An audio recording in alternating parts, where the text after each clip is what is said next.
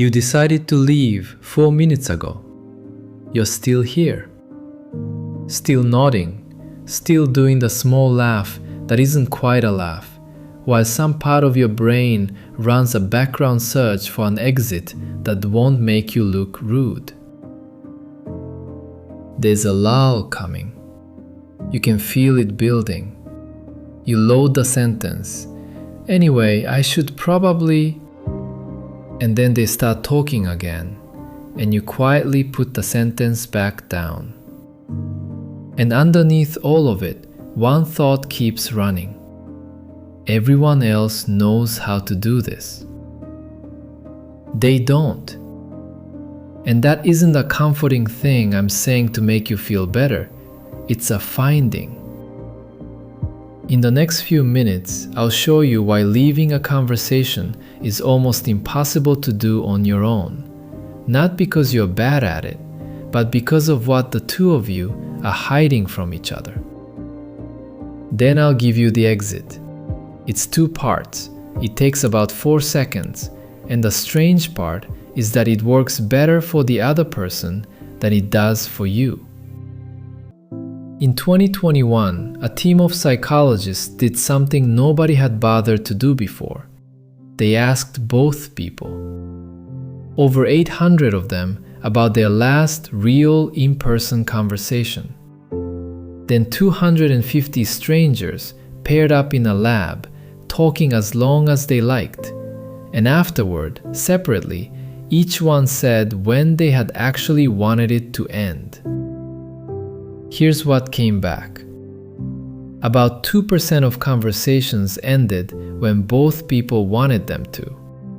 2. Only 30% ended when even one of the two got what they wanted.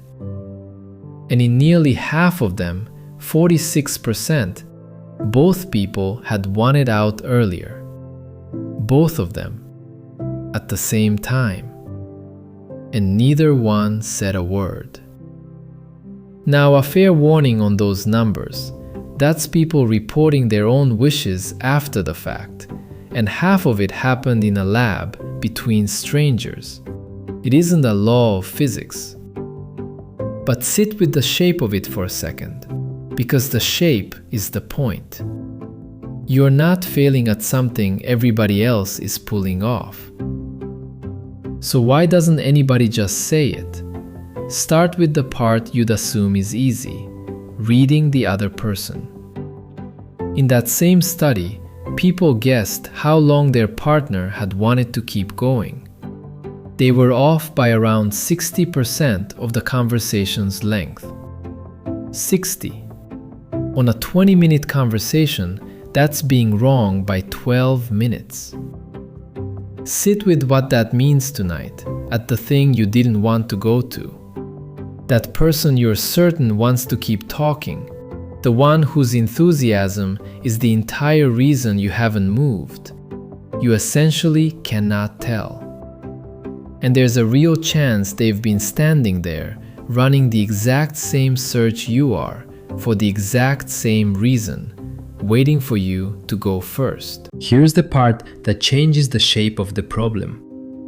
The researchers called this a coordination problem, not a skill problem.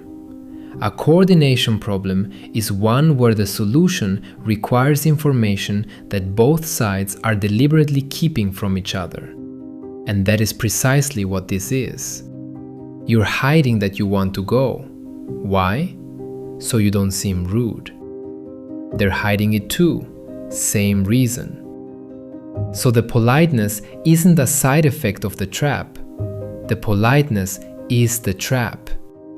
Two considerate people, each one protecting the other from a very small sting, quietly build a room that neither of them can walk out of. And notice what that does to the story you've been telling about yourself. You've been reading this as evidence. Bad at goodbyes, socially clumsy, too eager to please. It was never about you. It was about the gap between you. There's one more thing holding your feet to the floor, and it's been measured too. After a conversation, people consistently underestimate how much the other person liked them. Consistently. With strangers, with new roommates, with co-workers, in conversations as short as 5 minutes, and in friendships that are years old. Researchers call it the liking gap, and the reason it happens is almost funny. You are the only person in that room grading your own performance. So that fragile good impression you're protecting by staying, the one you're sure is a single clumsy exit away from collapsing, is, on average, already better than you think it is. You're standing in a conversation you want to leave, guarding something that doesn't need guarding. Okay, so how does anybody ever leave? Not the way you've been trying. Linguists have been recording real conversations since the 60s, and when they slowed the endings down, they found something you have done 10,000 times without ever noticing it. Nobody goes straight from talking to goodbye. There's a step in between. First comes a small empty move. Well, so, anyway, a word that takes your turn without starting anything. It holds the floor and puts nothing on it. In the research, it's called a pre-closing. I'm going to call it the handle, because that's exactly what it does. You're not opening the door, you're putting your hand on the handle, where the other person can see it. And then, this is the entire thing, you stop. You let them answer. Only after that does anybody say goodbye. Which means the rudeness you've been so afraid of was never in the leaving. It's in skipping the handle. 4 moves. Not one of them is an excuse. 1. The signal. When a topic finishes on its own, not mid-story, at the natural bottom of it, say the empty word and let your voice drop. Well, that's the whole move. Don't move your feet yet. The signal goes first and the body goes second, and reversing that order is the thing that reads as fleeing. 2. The window. Now stop talking and let them answer. They'll do one of 2 things. They'll match you and you're out clean and out together, or they'll open one more topic, and now you're staying by a decision the 2 of you made instead of by paralysis. Both answers are wins. That's what takes the risk out of this. There is no version of it where you lose. 3. Name the ending. When you do close on what the conversation actually was. I'm glad I ran into you. I had no idea you'd lived there. Specific, short, finished. Not a speech. And 4, the one to actually keep, going first is a favor.